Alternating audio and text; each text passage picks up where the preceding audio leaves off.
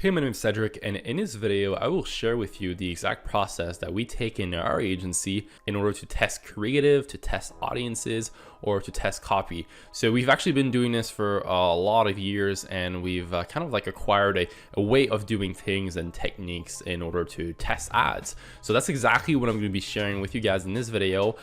So right now I am inside my demo ad account, and here we have a prospecting campaign and we have a retargeting campaign. Now, again, this is not a real ad account. So I just built this ad account so that you can kind of get a visual representation of how we go about testing our campaign. And that's usually the account structure that we'll be using for the majority of our client. We'll have a prospecting campaign and then we'll have a retargeting campaign. If you want to learn a little bit more about why we actually use this account structure, well, let me know in the comment section and maybe I can actually create another video just about that. But inside my prospecting campaign, usually I'll have at least 2 different ad set running, and I'll have at least more than 1 ad per ad set. Now, this usually represent my winning audiences. So, after just advertising and working with the client for a certain amount of time, I kind of get to understand what audiences work best for this client, and we'll actually be adding those audiences inside our prospecting campaign. But now, what if I actually want to add a new ad, or maybe I'm thinking about a new audience that I would potentially like to see if I can get better results. So the way we actually go about doing it is not by just, let's say, creating a new ad set or creating a new ad inside our main prospecting campaign. And the reason we don't do that is because this campaign is actually performing decently, and I don't want to launch a new ad set or a new ad inside my current winning prospecting campaign, because it's going to go back into learning and it might actually decrease our results for the next few days. So instead of changing my campaign every time I want to try and launch a new ad or new audience, what I actually do is I'll duplicate my prospecting campaign, and I will actually name this prospecting but testing. Then save that into draft, and let's actually pretend I'm actually going about and testing a creative. So let's say a client just sent me a UGC, so user generated content, and they say, hey Cedric, I really think this ad is going to perform well. Well, instead of just putting that ad into our main prospecting campaign and just hoping it performs well, I like to, like I said, dedicate a small amount of budget inside a campaign where it's really controlled. We only have one variable, which is, let's say, that creative or the copy, or maybe the audience, and actually let it run on its own and see after 3 to 5 days, is it actually generating good results. So again, in this example, let's actually start with pretending that we're testing a new video. So it was that, let's say, a UGC, user generated content. So by duplicating my prospecting campaign, it literally copied everything, including the ad sets. But that creative that I want to test, I don't want to test it in 2 different audiences. I only want to test it in 1.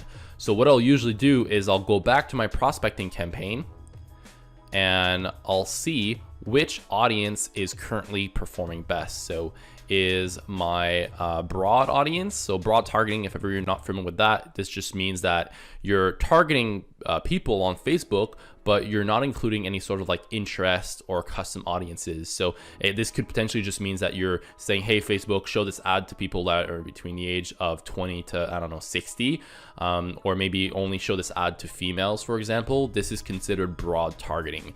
Interest-based audience, well, that's just when you're editing your audience and you're adding some interest. But I'll actually take a look and see which audience is performing best. But another thing that I'm also keeping in mind is that I'm going to be creating a new ad set with that same audience. So I want a big enough audience. So let's say that for one of your ad set, you're actually only targeting 1 interest. Well, you may actually run into something called audience overlap. And that's just when you have more than 1 ad set aiming and targeting the same audience, and you're just kind of like creating some competition for yourself, and that's just like not good. So what you want to do is look at which audience is currently performing best, but also keep in mind how big is that audience. Let's say if you're creating a test campaign and you're spending, I don't know, $100, $200, or $500 a day on that test campaign for the next, let's say, 5 days. Do you think you're going to run into an audience overlap? right? How big is that audience? And if ever you're not sure, you can always like double check inside Audience Manager. And there's a few other tools that you can use to get an estimate of how large that audience is. So I definitely recommend that you check that out. So now let's pretend that our broad targeting is actually what's generating the most results. Well, what I'm going to do is I'm going to go back to our campaign. I'm going to go to our prospecting campaign, and I'm actually going to delete this one. So one ad set here, and I'll go under the ad level and just, clean my ads. So I would hit delete and upload that new ad. And I gave the example of a user generated content. So I would leave that running for about 3 days. And after 3 days, I'll take a look and see if that ad is currently performing better than the 2 ads, let's say, that I have inside my prospecting campaign. So those 2 ads right here, are they performing better than my test ad, my UGC ad, or is the UGC actually outperforming these 2 ads?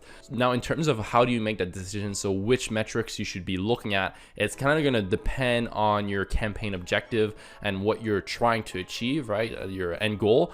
Usually what I'll do is I'll look at like the conversion, because for majority of the time for prospecting, I'm always running a conversion campaign and optimizing for purchases for an e-com store. So I'll compare the cost per result for my 2 ads right here and then my UGC video inside my testing campaign.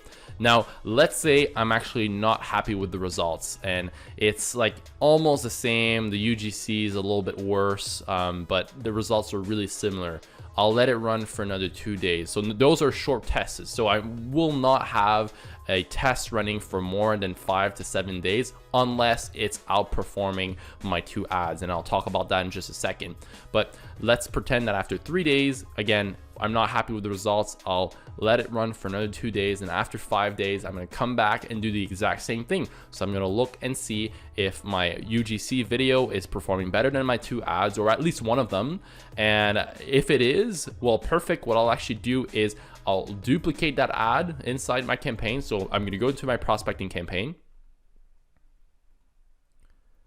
And let me just delete that. And this is our UGC. Right, so our UGC video. So what I'll do is I click on that, I'll hit duplicate, and I'm just gonna select our campaign. So sorry, right here, and type prospecting, and then select the ad set that I want to add it in, and then I will launch it. So usually what I'll do is, let's say we are using the broad ad set to test this.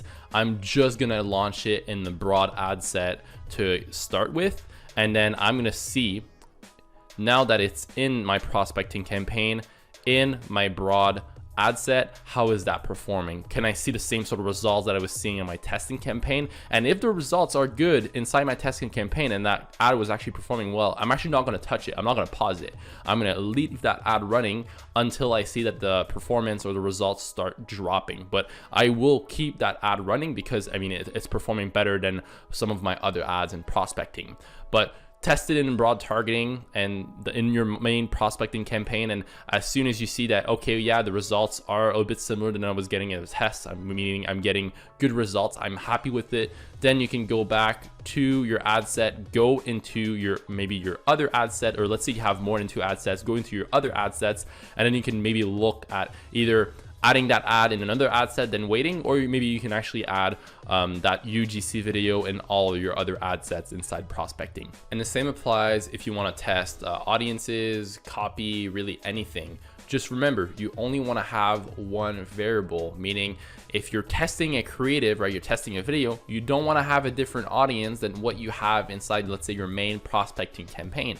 Because if you have a different audience, well, you won't know if it's the audience or the video that is giving you those better results. So only one variable, make your life easier. And I also just want to touch on why am I actually creating a new campaign versus, let's say, testing an ad inside my current campaign or testing a new audience inside my current main prospecting campaign. And again, the reason for that is because of the learning phase. So every time you make changes, your campaign's gonna, or your ad set's gonna re-enter the learning phase. And it's okay when you know that there's an ad or an audience that will perform better, you know, make that campaign re-enter the learning phase. But if it's just a test and you're not certain or sure, then I don't recommend that you do that. And the other reason is just to stay organized. Let's say you actually did not create a campaign and have all your different tests in a separate campaign. Well, your main prospecting campaign would be a mess. And when you're looking at doing like Q1 or Q2 reports, or just really trying to understand your data, or have someone else on your team trying to look at what's going on,